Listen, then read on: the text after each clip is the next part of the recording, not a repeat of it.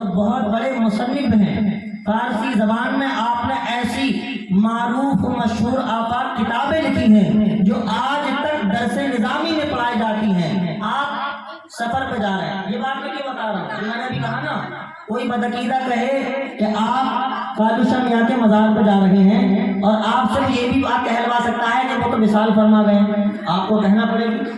الگ بات ہے کہ اللہ کے ولی زندہ ہے, لیکن بظاہر ہماری آنکھوں سے روپوش ہو چکے ہیں, ظاہری وصال فرما چکے, بظاہر وصال فرما چکے ہیں, لیکن آج بھی ان کا فیضان جاری و ساری ہے. آج بھی ہم ان کے در پر غلام بن کر کے جاتے ہیں اور فیض ان کا حاصل ہوتا ہے. کس طرح سے حاصل ہوتا ہے؟ شیخ ساتھی سفر پہ جا رہے ہیں, راستے میں انہیں استنجا کی حاجت ہوئی, استنجا کی حاجت ہوئی. آپ سڑک سے اتر کر کنارے پر آ جاتے ہیں اور وہاں پر استنجا کرنے کی غرض سے بیٹھ جاتے ہیں. جب آپ نے استنجا کیا نا, تو جب آپ نے مٹی کا ڈھیلا اٹھایا تھا, مٹی کا ٹکڑا اٹھایا تھا, تو اس سے خوشبو آ رہی تھی, اس سے خوشبو آ رہی تھی. آپ اپنی ضرورت سے فارغ ہوئے اور آپ حیرت میں پڑ گئے کہ یہاں جنگل میں دور دور تک کوئی مکان نہیں, یہاں جنگل میں دور دور تک کوئی پھلواری نہیں, یہاں جنگل میں دور دور تک کوئی چمن کوئی گلشن نہیں. تو آپ کے اس ڈھیلے کے اندر یہ خوشبو کہاں سے آ گئی؟ وہ اللہ کے ولی ہیں, اللہ کے نیک بندے ہیں, خدا کی بارگاہ میں ہاتھوں کو اٹھاتے ہیں اور عرض کرتے ہیں, اے اللہ تبارک و تعالیٰ اس ڈھیلے کا حال مجھ پر ظاہر فرما اور مجھے یہ بتا, اے اللہ تبارک و تعالیٰ, کہ آخر اس ڈھیلے پہ خوشبو کہاں سے آئی ہے؟ یہ بیابان جنگل میں نہ کوئی دور دور کا گھر ہے, نہ دور دور تک کوئی پھلواری ہے, نہ کوئی باغیچہ ہے, نہ کوئی عطر والے کی دکان ہے, تو آخر اس مٹی کے اندر خوشبو کہاں سے پیدا ہو گئی؟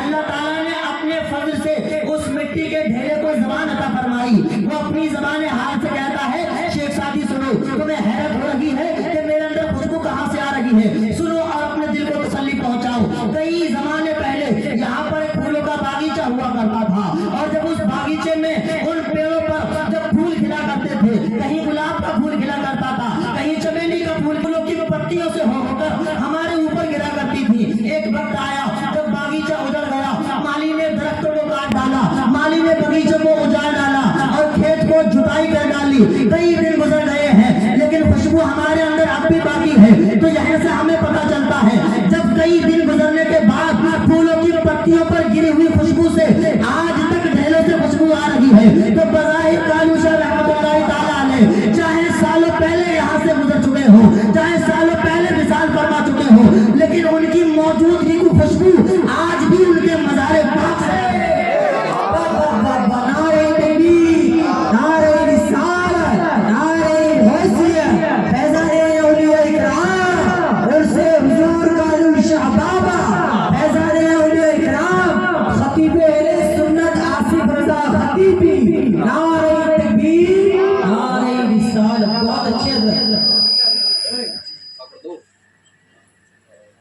تو بظاہر کالو شاہ میاں رحمۃ اللہ تعالیٰ علیہ کو 50 سال 90 سال یا 100 سال گزر چکے ہوں, لیکن ان کی موجودگی آج بھی محسوس ہو رہی ہے. آج بھی کوئی ان کے در پہ جاتا ہے, خالی ہاتھ تو دامن کو بھر کے واپس آتا ہے. آج بھی ان کے در پہ جانے والے خالی نہیں آتے ہیں. وہ الگ بات ہے کسی کو وقت پہ ملے, کسی کو تھوڑی دیر کے بعد ملے, لیکن فیضان کی صورت میں ان کا فیض کہیں تو اولاد کی صورت میں, کہیں تو بینائی کی صورت میں, کہیں تو شفا کی صورت میں.